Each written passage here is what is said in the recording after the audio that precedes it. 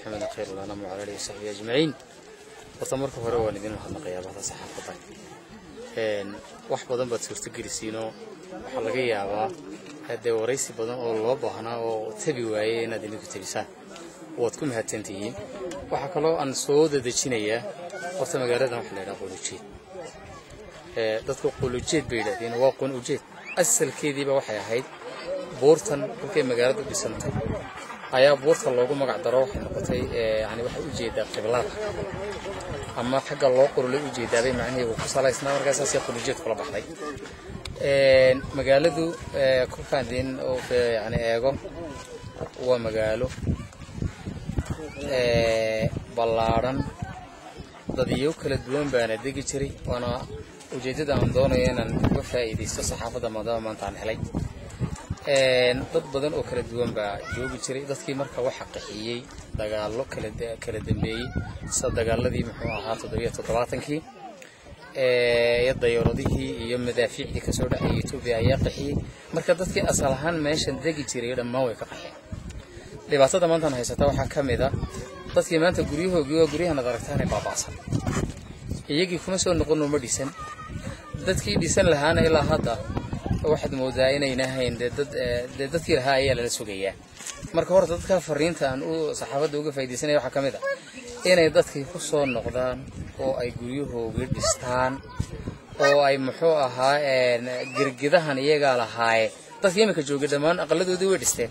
laakiin dadkii naga maqnaabaan guryahooda u soo noqon gurgudahooda aan dhisan taasi waa fariinta aan ula dan leeyahay inay dadkii ku soo noqdaan guryahooda dhistaan qodobka labaad ee iyadna aan uga faa'iideysanay magaaladu waa degmo magaalooyinka degmooyinka lagu magacaabay bay kamid tahay waa degmo weyn saad aragtana waa beeraley xagga dhaqaalaha haddaan soo noqdo horta dhaqaalaha magaaladu laba qodob ku tiirsan qodob waa qodobka koobaad waa xoolo wada aragtaan dadku waa xoolo sida darteed dhaqaalaha magaaladu haddii la qaabeeyo oo laga faa'iideysto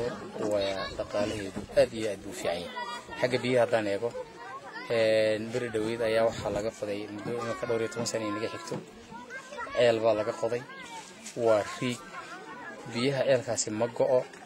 aad iyo aad ugu filan yahay deegaanka iyo dadka magaalada deegaanba aad ugu filan yahay iyo dadka xoolaha laba wana meesha qori iskugu yimaadeen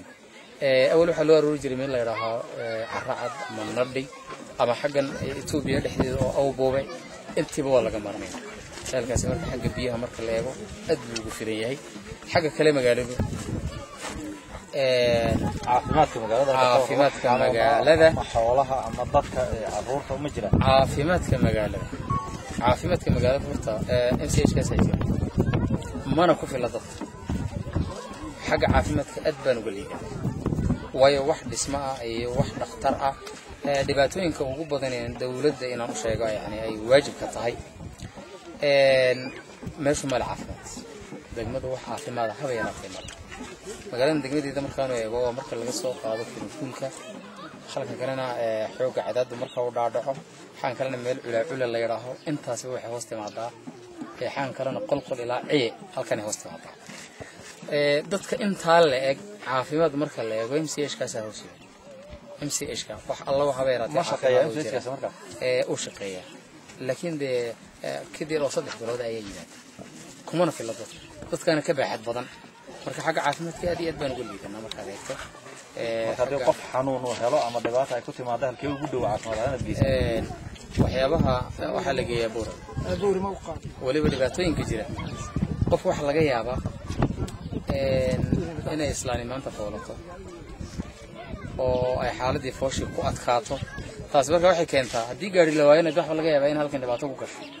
hadii gaari la helo marka waxa loo raacay madaba marka ambalaas ku qaadaan waxana meel ambalaas ma hayno caafimaad hagaagsan oo kale ma jiro xagga caafimaadka aad iyo aad baan uga baabaasan dhinaca waxbarashada dadka waxbarashada aad u fiican magaalada waxay leedahay iskool dhexe